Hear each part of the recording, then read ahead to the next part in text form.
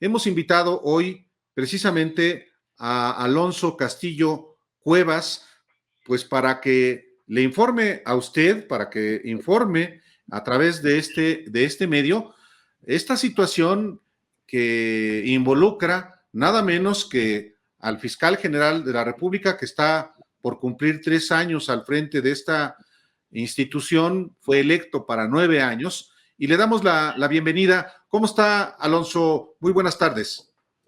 Buenas tardes, Álvaro, Alejandro, gracias por el espacio. Si me permiten nada más una precisión, mi abuela, Laura Morán Servín, que tiene casi 95 años, ella tiene una orden de aprehensión. Actualmente ella no está en la cárcel, la que está en la cárcel es, como lo viste, Alejandra Cuevas Morán, mi madre de 68 años, y esta fotografía sí fue realmente un momento muy dramático también para nosotros, porque yo noté cómo mi propia madre se desplomó, porque una cosa es la mujer que dejó mi mamá hace 447 días a la persona que es hoy, y esto es debido a la persecución despiadada, atroz, inhumana del fiscal general de la República, que no solo utilizó los recursos de los mexicanos, en este caso la Fiscalía General de la República, para extorsionarnos, para exigirnos confesiones de delitos fabricados. Todas las pruebas, la evidencia la tenemos, incluyendo la grabación del propio fiscal, que una vez que arresta a mi mamá de manera ilegal, hay que recordar que mi madre en 2 ocasiones, desde el 2015 hasta el 2019, las propias autoridades, la Fiscalía de la Ciudad de México había dictaminado el no ejercicio de la acción penal porque no había ni conductas ni elementos para atribuirle un delito ni a mi abuela, ni a mi madre, ni a mi tía. ¿Qué ocurre? Llega el 2019, Alejandro Gertz asume el cargo como el primer fiscal autónomo en la historia del país, envían el expediente a la Fiscalía Central para la investigación de delitos especiales y electorales, el abogado al poco tiempo renuncia y arrestan a mi mamá el 16 de octubre de 2020, no solo siendo inocente, no dicho por mí, por las propias autoridades, sino además estaba amparada y contaba con una suspensión jurídica. Y cuando la arrestan, Alejandro, Álvaro, es cuando arranca la extorsión que implanta el fiscal general de la República, Alejandro Gertz Manero.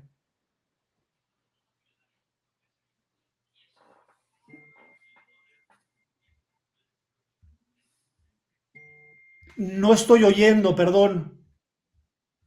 No estoy oyendo el audio. Por alguna razón.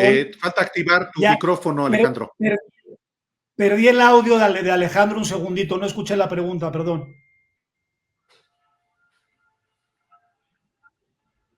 No, sí, mira, hay un problema, Alonso, mientras regresa Alejandro Páez Varela, sí, es muy importante que usted le informe al auditorio que finalmente hay una acusación de carácter penal contra pues su madre y la señora. Hola. Sí, creo que ya estás, Alejandro. Ya estoy, ahora sí. Ya estoy. Gracias. Le decía a usted, este caso, me gustaría mucho que contara, hay 2 tiempos en este caso que pueden pues aclarar muy bien lo que ha sucedido con él y aclarar la posición que ha tenido el fiscal desde su llegada. Previo a que fuera fiscal, hay una situación con ustedes y hay un juicio, etcétera, hay una acusación. Y luego es fiscal y el caso toma otro rumbo. Es decir, esto les permite a ustedes y a su defensa suponer y alegar en todo su derecho que el fiscal general de la República ha utilizado este puesto que tiene ahora, al que fue invitado por el presidente López Obrador, para tratar de ganarlo, básicamente metiendo a prisión a una mujer de casi 70 años de edad y tener con un orden de aprehensión a una mujer de casi 90 años de edad. ¿Por qué no me explica la acusación, luego este tiempo y cómo la llegada del fiscal hace cambiar completamente el juicio? Imprescindible. Este asunto arranca en 2015, verano de 2015. Federico Gertz Manero, el hermano del fiscal, tenía 82 años y mi abuela 88 años. Ya Federico en ese entonces tenía un marcapasos en el corazón, tenía inicios de demencia y tenía distintas condiciones de salud. ¿Qué hace mi abuela de 88 años? Le contrata a unos enfermeros profesionales para que le ayuden al cuidado de su esposo. Pasan 3 días, nota mi abuela que Federico sigue mal y le habla a su cuñado de 52 años, medio siglo compartió mi abuela con Federico, le habla a Alejandro y le dice: oye Alejandro, noto que tu hermano sigue mal, no te preocupes Laura, en este momento te voy a mandar al jefe de servicios médicos de la Universidad de las Américas, a otro doctor y a un geriatra. Quiero que sea este equipo de 3 personas que se encarguen de la salud de mi hermano. Recordemos que en 2015 Alejandro Gertz Manero era el rector de la Universidad de las Américas, por lo tanto, trabajaban para Alejandro. Entonces mi abuela pues dice: Alejandro, muchas gracias, perfecto. Le manda a Alejandro los médicos, ese mismo día va Alejandro, que fue un 24 de agosto de 2015. Y durante una semana están los doctores elegidos, contratados por Alejandro Gertz Manero, dándole de la razón de la salud exclusivamente a Alejandro, las hijas de Alejandro visitando, sobre todo Victoria Gertz Loizaga, junto a su esposo Julián Antuñano, que vivían enfrente de la casa. Y durante toda esa semana le están prestando los cuidados médicos al hermano. Y de pronto, el 29 de agosto de 2015, llega Alejandro Gertz Manero con Juan Ramos, que en ese entonces no era el subprocurador, era su abogado, guardaespaldas y un séquito de personas, sin una orden de cateo, como está probado en el juicio, toman documentos, toman fotografías y se llevan secuestrado a Federico. Es decir, Alejandro Gertz Manero sustrae en contra de la voluntad de su propio hermano y de mi abuela a su hermano, que ya estaba en una cama hospitalaria en la sala de la casa. Cuando a mi abuela la están interrogando, en teoría los ministerios públicos, era un teatro para que no se diera cuenta que se estaban llevando a su esposo. Le avisan a mi abuela sale corriendo al jardín y ahí es cuando Alejandro le dice: me voy a llevar a mi hermano al hospital ABC de Observatorio. Si tú te presentas ahí, te voy a mandar a arrestar a ti o a cualquier miembro de tu familia. Y mi abuela le dice a Alejandro: ¿qué estás haciendo? ¿De qué estás hablando? Me lo llevo porque lo estás matando. Entonces mi abuela le dice: pero Alejandro, ¿cómo lo voy a estar matando? Uno, es el hombre de mi vida, llevo 52 años con él. 2, son tus propios médicos quienes los están cuidando. Le dice: no me importa, me lo llevo al hospital. Se lo lleva al hospital el 29 de agosto de 2015 y su hermano se muere el 27 de septiembre de 2015, es decir, casi un mes después del secuestro que hace el fiscal general de la República. Se lo llevan y nadie más vuelve a ver a Federico.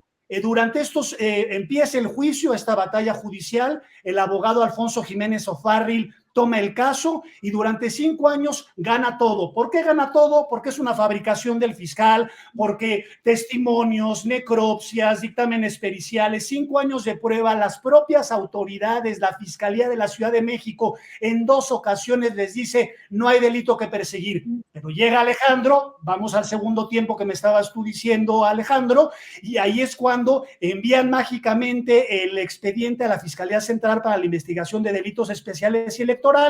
Al poco tiempo renuncia el abogado sí le habla a mi mamá y le dice: oye, foco rojo, mandaron tu caso al búnker. ¿Cómo que el búnker? Pues donde tienen estos casos como prioritarios para el Estado, pero no te preocupes porque no hay ninguna prueba y no hay nada que temer. Perfecto, Poncho. Llega el 16 de octubre, sale Gonzalo, mi hermano, manejando, mi mamá de copiloto, los acorralan, un coche que no traía placas de identificaciones de patrulla, 2 sujetos a bordo sin uniforme, sin presentar una orden de aprehensión, y se llevan detenida a mi madre a Santa Marta, Catitla, desde ese 16 de octubre. El 19 le dictan auto de formal prisión la juez del 67, sabiendo no solo que era una mujer inocente, sino que estaba prohibido su arresto, porque los propios ministerios públicos le mintieron a los jueces para lograr resoluciones fraudulentas en contra de mi madre. Y cuando llegue el arresto, es cuando empieza la extorsión, en donde el fiscal general de la República dice: la única persona con la que yo voy a hablar de este asunto familiar es con el gobernador del Estado de México, Alfredo del Mazo. Y posiblemente tus oyentes, tus televidentes se pregunten: ¿qué hace Alfredo del Mazo ahora metido en esta trama? Recordemos que el fiscal general de la República en 2015 denuncia por omisión de auxilios por homicidio a mi abuela, a mi madre y a mi tía. Mi tía Laura Cuevas Morán es la suegra actual del gobernador del Estado de México, es decir, mi prima Fernanda Castillo Cuevas está casado con el gobernador. Arrestan a mi mamá. A ver, Alonso, ahí te interrumpo. Entonces, Laura Cuevas Morán es implicada originalmente, es, como dices, la suegra de Alfredo del Mazo. ¿Y cuál es la situación actual de ella? Acabamos, ella denuncia a las 3 personas y durante todos los años de juicio están las 3 personas acusadas. Y de pronto llega el arresto de mi mamá y se implanta este canal de comunicación y a mi tía Laura Cuevas Morán inexplicablemente la apartan del proceso judicial. Mis primas hermanas desaparecen, al igual que mi tía Laura, que a la fecha no le ha hecho una llamada a su propia madre, que como ustedes vieron en esa fotografía, se está muriendo, y no sabemos por qué. Se implanta el canal de comunicación, Alfredo del Mazo le va a pasar los recados a su concuño Fernando Díaz, casado con Regina Castillo Cuevas, hermana de Fernanda Castillo Cuevas. Entonces, así se implanta el canal de comunicación. Todas las llamadas las tengo en mi poder, en donde en esas llamadas nos dicen que si no hacemos lo que Alejandro Gertz Manero nos pide en esta extorsión, nos pueden inventar delitos de delincuencia organizada y meternos a la cárcel a mí y a mis hermanos. Y resumiéndoles, le entregamos las siguientes cosas a Alejandro Gertz Manero. Todos los objetos que pide, nos da un avalúo, una carpeta que tenía desde cuadros hasta tapetes, hasta cucharas de plata. Todos los objetos, fuimos a casa de mi abuela, le decimos a mi abuela, oye, ya nos está pidiendo esto Alejandro, yo ya con mi mamá en la cárcel, mi abuela de 94 años aterrada, dicen, entréguenle todo, yo conozco a Alejandro hace 52 años y es capaz de todo. Entonces le entregamos todos los objetos de la casa. Después de entregarle los objetos, regresan y nos dicen que quieren una carta en donde mi abuela renuncie a la pensión que Alejandro Gertz Manero como albacea tiene la obligación de cumplir, es decir, que Alejandro, además de violar la ley, traiciona a su hermano. Y también el fiscal general de la República le pide a mi abuela un cheque de caja certificado de una cuenta mancomunada que le pertenecía a mi abuela y a Federico, vamos al banco con mi abuela, Alejandro Gertz Manero, es decir, la única persona que pudo cobrar el cheque fue el fiscal general de la República. Entonces, ese fue el hilo de la extorsión, y cuando ya finalmente entregamos todas las cosas que no le pertenecían, fue cuando nosotros dijimos, vamos a tratar de hablar con Alejandro y entender de una vez por todas qué quiere, qué es lo que está buscando. Entonces hablamos por teléfono con él, llamada que también tengo en mi poder, y en esa llamada, que es muy grave, entre las cosas que dice, además de reconocer la vinculación con el gobernador, nos exige a mí y a mis hermanos que hagamos un documento por escrito, textual, en donde reconozcamos la responsabilidad directa o indirecta del caso. Es decir, tenemos al hombre más poderoso en la Procuración de Justicia exigiéndole a 3 ciudadanos inocentes que se incriminen con un delito que fabricó mientras tiene a mi madre ilegalmente encarcelada después de haber llevado a cabo la extorsión de mi abuela. Y en esa llamada, muy importante, nos dice que quiere que nos reunamos con Juan Ramos, con el subprocurador. En la llamada nos da el teléfono celular de Juan Ramos y esta llamada fue un viernes. El lunes mis hermanos Ana Paola y Gonzalo se presentan en la fiscalía,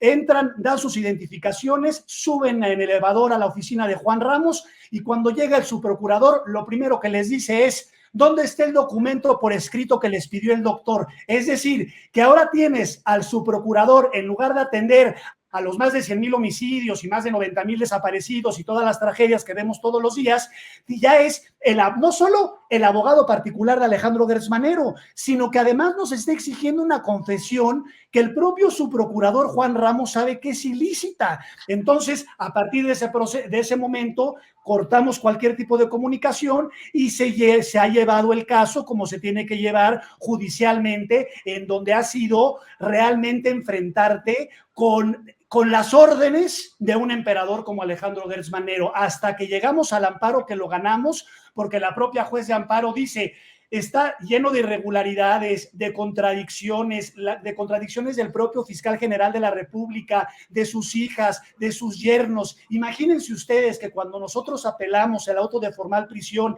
y se va a la cuarta sala penal, presentamos 28 agravios. Dimos por un hecho en nuestra ingenuidad que un magistrado con más jerarquía nos iba a prestar a arruinar su carrera, porque eventualmente él también va a tener que responder por sus acciones individuales, porque él de los 28 agravios analiza 4 y de esos 4, 2 de forma parcial. Es decir, tú como ciudadano mexicano, haciendo el esfuerzo de pagar un abogado para tener una buena defensa en contra de un gángster como lo es Alejandro Gertz Manero, y de todas las pruebas te revisa 4. Entonces la juez de amparo nos ampara. ¿Qué ocurre? El fiscal impugna los amparos, pero no impugna los amparos solo como Alejandro Gertz Manero, los impugna con la Fiscalía General de la República. ¿Cuál es el interés de la Federación en mi madre y en mi abuela? Yo les pregunto a ustedes. A ver, es que esa parte, perdón Álvaro, esa es la parte más grave, porque es el poder del Estado, es la Fiscalía General de la República participando directamente en un claro conflicto de interés para defender a Gertz Manero. Le pregunto esto, hay 3 cosas, dice usted, que le exige. Todo lo que había en la casa, ¿eso dónde está? Las propiedades del hermano, ¿dónde están? O sea, todo lo que nos pidió de la casa se le enviaron a Alfredo del Mazo y Alfredo del Mazo le entrega esto al fiscal. Y una vez que se lo entrega, viene el segundo requerimiento, que fue la carta en donde mi abuela tenía que renunciar a la pensión. Y el tercer requerimiento fue el cheque de caja certificado a nombre del fiscal general de la República. ¿Por cuánto? Era una cuenta mancomunada de 3,5 millones de pesos, que imagínense, para el fiscal general de la República, que ahorita, por cierto, que le descubren departamento de Nueva York, en Santa Mónica, y la respuesta que le da el periodista de Univisión cuando le dice, ¿por qué no declara su patrimonio? Y la respuesta de Alejandro, porque me pueden extorsionar. Y el periodista le dice, oiga, pero basándose en ese raciocinio, pues ningún funcionario que está obligado lo haría. Y dice, bueno, quizás nadie tenga un patrimonio tan significativo. Eso nos queda clarísimo. El móvil de la persecución por la cual ha devastado a la mujer que usted ve en la foto, a mi madre y a toda mi familia, es por un patrimonio monumental que el fiscal general de la República esconde, y por esta razón ha llevado a cabo esta fabricación desde el principio. Y por eso a ver, eso es que importante, Alonso. Eso es muy importante, Alonso. El móvil. El móvil es meramente económico, dinero. Al final del día, nuestra hipótesis, y mi abuela que lo conoce medio siglo, nosotros, la única respuesta la va a tener él, porque quizás esto es un tema de índole personal, un trauma del fiscal, pero al final del día todo se reduce a ¿qué?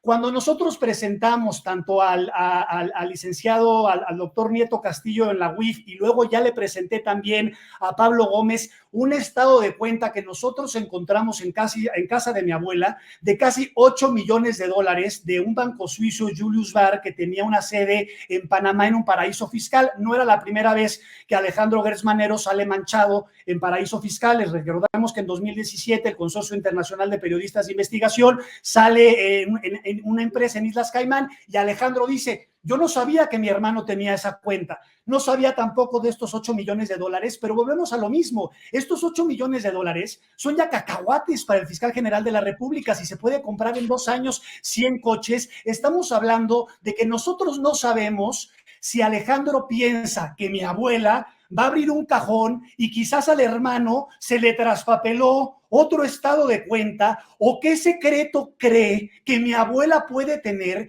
que está llevando a cabo esta violación de derechos humanos, por la cual iniciamos ya un juicio político en la Cámara de Diputados. Y quiero decirles la gravedad de darnos cuenta. Lo presentamos el 7 de diciembre.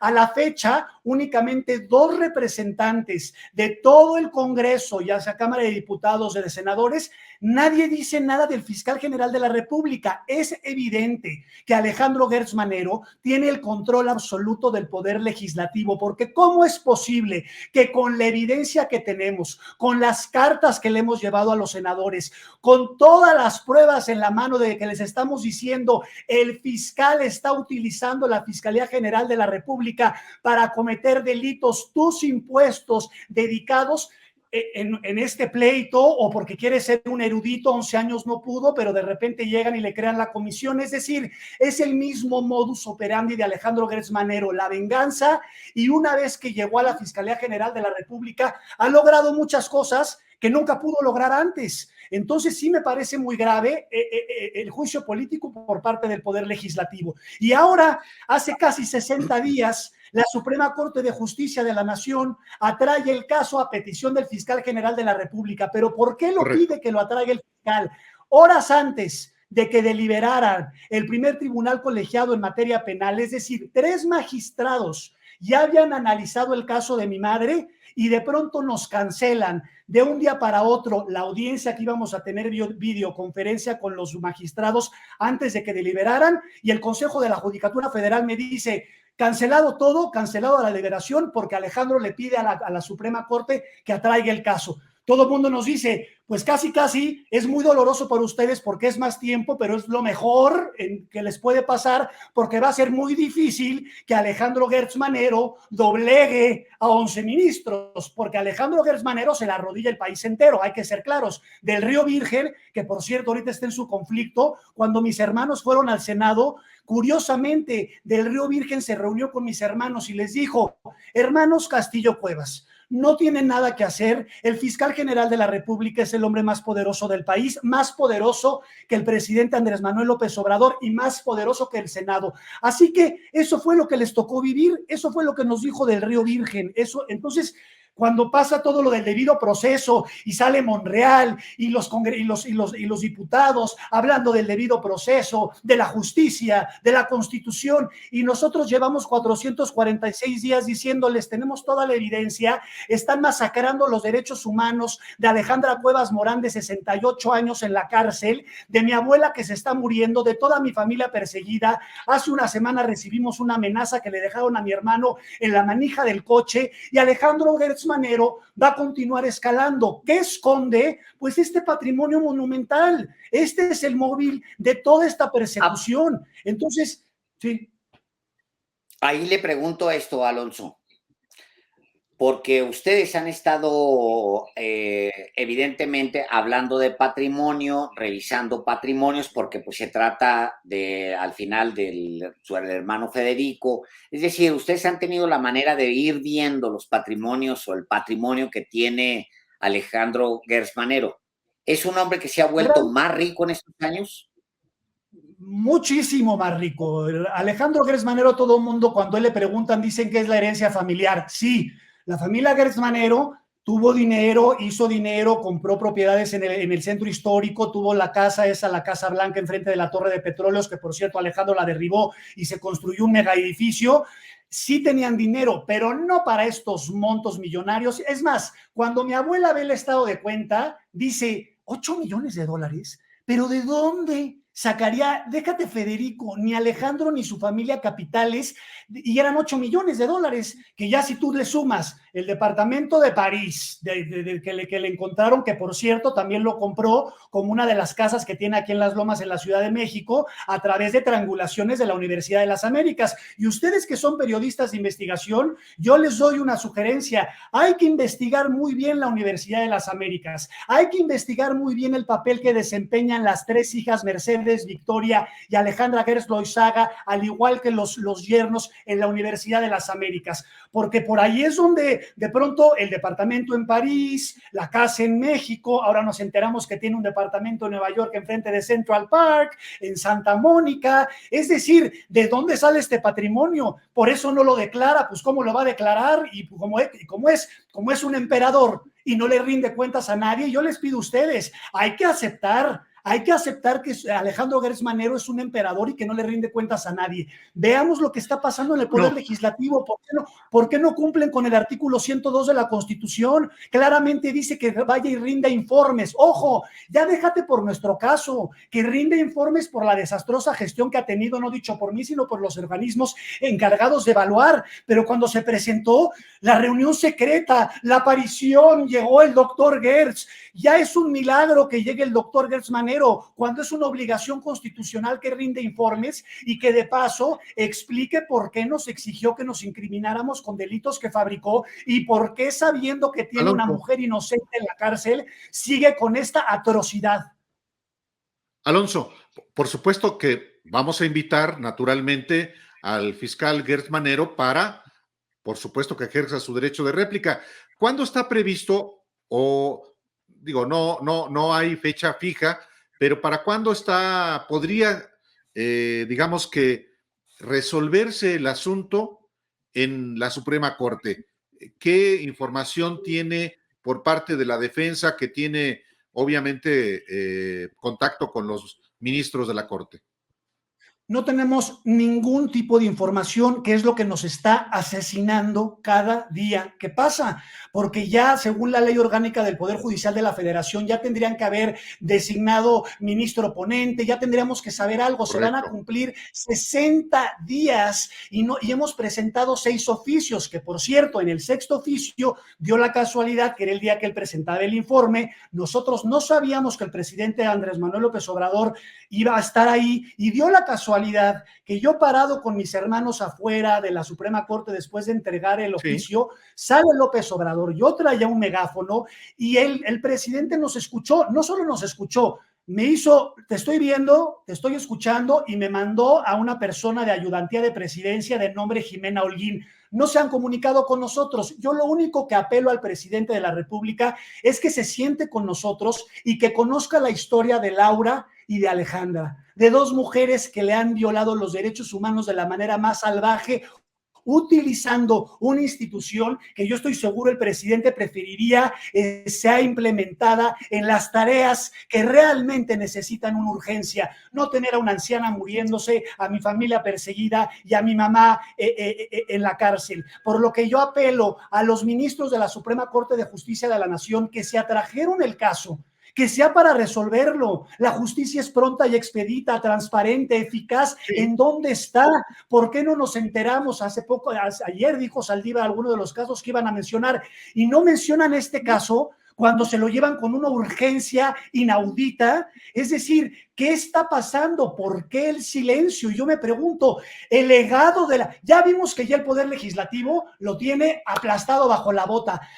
Ya tiene un poder Alejandro Gertz Manero bajo su mano porque es omnipotente y omnipresente. Yo digo, ¿también va a exterminar a la Suprema Corte de Justicia de la Nación? Bueno, eso es lo que vamos, eso es lo que está por verse todavía, Alonso. Está por verse, no solo lo que quien tiene ya la responsabilidad de resolver es el Pleno de la Suprema Corte. Y por supuesto, seguramente el presidente López Obrador, si le hizo esta seña y si tiene alguien que está atendiéndolo, pues también tiene que estar al pendiente. No le corresponde a él, le corresponde a la Corte, y ojalá que efectivamente lo atiendan a la brevedad. Sí, a la brevedad y con imparcialidad. Por eso tenemos 3 poderes. Yo sé que el presidente no se puede meter en el legislativo ni en el judicial, pero yo les pregunto a ustedes, ¿con quién vas cuando siempre dicen las partes en el juicio? No. La parte, y Alejandro es parte, juez, policía y extorsionador, y tiene al país controlado, y la gente no lo está viendo. Los propios senadores se hacen los locos, las senadoras también. Yo digo, ¿por qué no se paran en la tribuna y le dicen 102 constitucional, preséntese a rendir su informe?